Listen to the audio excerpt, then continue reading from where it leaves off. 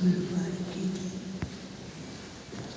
सबके स्नेह भरे लाडों के साथ जैसे मैं वतन में पहुंची, वतन में पहुंचते ही क्या देखूंगी, बाबा के सामने सभी भारत देश विदेश के सभी टीचर्स और अन्य भाई बहनें पहले से ही वतन में पहुँचे हुए थे। बाबा ने कहा मेरे को देखते हुए, आओ बच्ची देखो, बाबा के पास लाडले बच्चों की कितनी सुंदर प्यार भरी महफिल है। और आज तो बाबा ने सब बच्चों को, चाहे सेवा साथी, बाबा के राइट हैंड और बाबा के लाडले बच्चों को वतन में अपने पास बुलाया है। और जैसे बाबा सबको दृष्टि दे रहे थे, दृष्टि से सबका बहुत सुंदर श्रृंगार होता जा रहा था, जैसे कि एक राजाओं महाराजों की सभा, और बहुत सुंदर दिखाई दे रहे थे। और बाबा भी सब बच्चे को देख करके बहुत खुश हो रहे थे। बाबा ने कहा, बाबा को भी अपने बच्चों के भाग्य पर बहुत खुशी और नाज रहता है कि सारे विश्व के अंदर ये ऐसे चुने हुए बच्चे हैं जो बाप के वरदान और भाग्य के अधिकारी हैं। तो बाबा ने कहा, ये सब अधिकारी और विश्व के सामने उनकी इष्ट हैं, तो इनको देख करके बाबा तो क्या, सारी दुनिया के लोग भी खुश होते हैं और अपनी मनोकामना पूर्ण करते।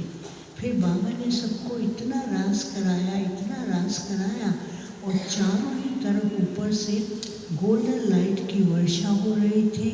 बाबा ने कहा, ये सब बच्चे वरदानों से पलने वाले, वरदानों से खेलने वाले और वरदान बांटने वाले बच्चे हैं।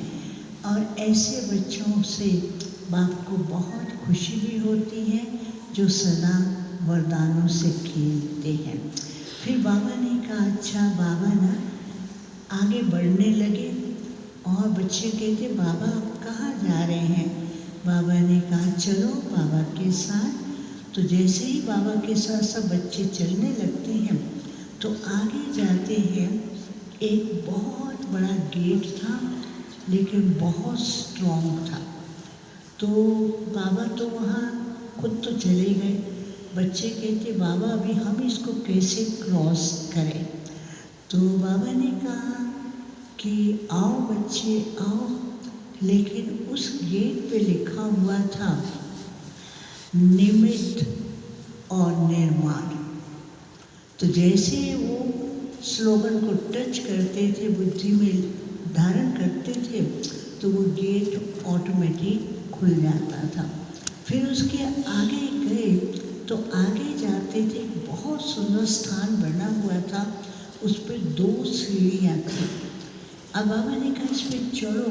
वो स्थान ऐसा था, वहाँ पर खड़े हो जाओ तो सारे विश्व का नक्शा दिखाई देता था और बहुत सुंदर दृश्य चारों तरफ दिखाई देते थे।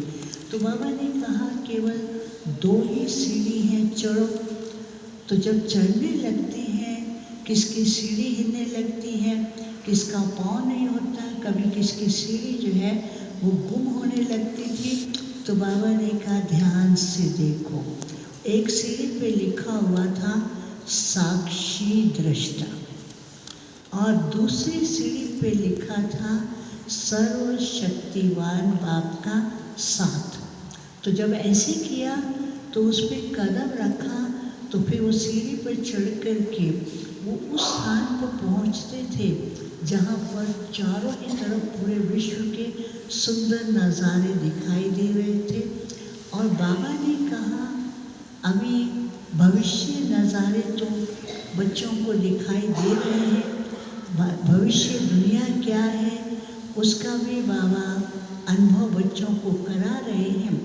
तो जैसे सारे वहाँ पर खड़े थे उस समय एक सेकंड में क्या देखते हैं, एक तरफ जोर से तूफान आया और दूसरी तरफ कहीं हलचल दिखाई दे रही है, कहीं पर अर्थक्वेक लग रहा था, चारों तरफ ऐसे धरती हिलते हुए, और कहीं पर ऐसे दिखाई दिया कि अंधकार है और कहीं पर ऐसे दिखाई दिया कि बड़े बड़े मकान गिर रहे हैं।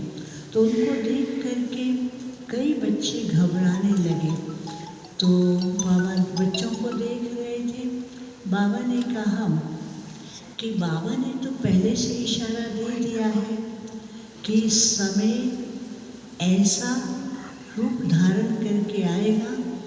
कई बच्चे उस समय को परिस्थितियों को देखकर हैरानी में, कोई घबराने में, किसी के पास क्वेश्चन और किसी के पास क्या करें रास्ता दिखाई नहीं देगा।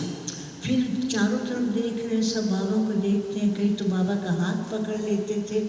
बाबा ने उस समय क्या किया, सब बच्चों को एक ऐसा दिया, नीचे गोल्डन जैसे गोल सा स्टैंड बना हुआ था और उसके ऊपर गोल्डन एक बहुत सुंदर से क्या कहे स्टिक टाइप बना हुआ था और उसके ऊपर एकदम लाइट और लाइट के बीच में फरिश्ता दिखाई दे रहा था।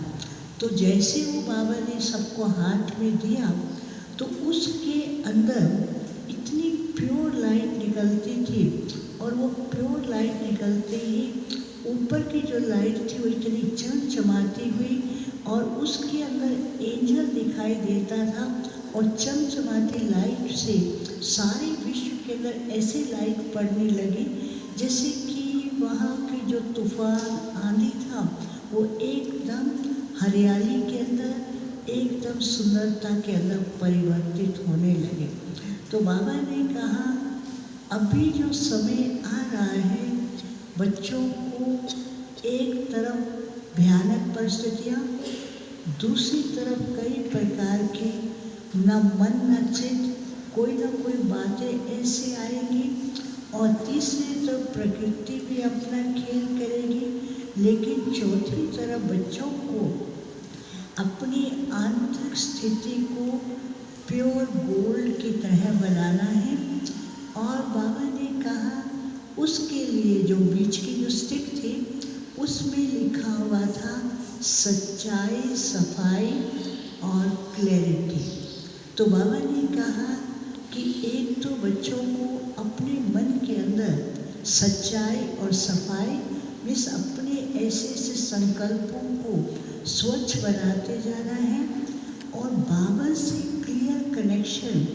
तो जैसे बाबा से क्लियर कनेक्शन होगा, जहाँ भी खड़े होंगे वहाँ पर लाइट के द्वारा चारों तरफ ऐसी प्रत्यक्षता होगी और उनको लगेगा कि कोई फरिश्ता हमारे सामने आया है। बाबा ने कहा बाप ने बच्चों को ऐसी जिम्मेवारी दी है कि अभी समय अनुसार लाइट के प्रत्यक्षता के द्वारा लोगों को अनुभव और स्वयं की फरिश्ता स्टेज के द्वारा अपने भक्तों के लिए ईष्ट बन के उन्हें रास्ता और उनकी मनोकामना को पूर्ण करना है और साथ साथ बाप की प्रत्यक्षता बच्चों के संपन्नता में ही समाई हुई है। तो बाबा ने कहा अभी जितना अपने अंदर प्योर थॉट्स, क्योंकि अभी माया का अट्रैक्शन भी बहुत है, कई प्रकार की भ्रांतियाँ और भ्रम पैदा करेगी, लेकिन प्योर सोने की तरह गोल्डन बच्चे हैं और प्योर गोल्डन सोने की तरह बच्चे चमकते रहें। बाबा की यही एक आश है। फिर बाबा ने क्या किया, सब बच्चों को एक गोल्डन दिया। और जैसे गोल्डन फ्लावर बाबा ने कहा आज बच्चे आए हैं, बाप ने वतन में बुलाया है, जैसे वो गोल्डन फ्लावर दिया, उस गोल्डन फ्लावर के ऊपर लाइट की किरणें टिम टिम करके ऊपर से चमकती हुई बारिश की तरह पड़ रही थी। और वो गोल्डन फ्लावर की हर पत्ती से बहुत सुंदर किरणें निकल रही थी। तो बाबा ने कहा आज जो भी बच्चे मेरे पास आए हैं, बाबा उनकी ओरिजिनल प्योर स्टेज को देख रहे हैं। गोल्डन बच्चे हैं और सदा गोल्डन स्टेज में रहें और गोल्डन दुनिया के होनहार विश्व महाराजा महारानी और गोल्डन दुनिया में जाने वाले हैं। तो आज बाप भी बच्चों के उस स्वरूप को देख रहे हैं। फिर बाबा को मैंने भोग स्वीकार कराया। बाबा ने फिर सभी को भोग स्वीकार कराते हुए फिर से वो गोल्डन फ्लावर सब बच्चों को हाथ में दिया। और उसके बाद फिर जिनके भोग थे बाबा को याद दिया। बाबा ने रिटर्न में कहा बच्चे जब भोग ऑफर करते हैं उस समय कई संकल्प करते हैं, बाबा का क्या संदेश है। बाबा ने कहा सबके लिए एक ही संदेश है, जिस आत्मा के प्रति आप भोग के वाइब्रेशन देते हैं उस आत्मा को शक्ति और उसका भाग्य बहुत ही उज्जवल होता है। वो सदा अपने भाग्य और शक्ति के द्वारा और विशेष अनुभव करते रहे। बाबा ने सबको याद दिया। ओम शांति।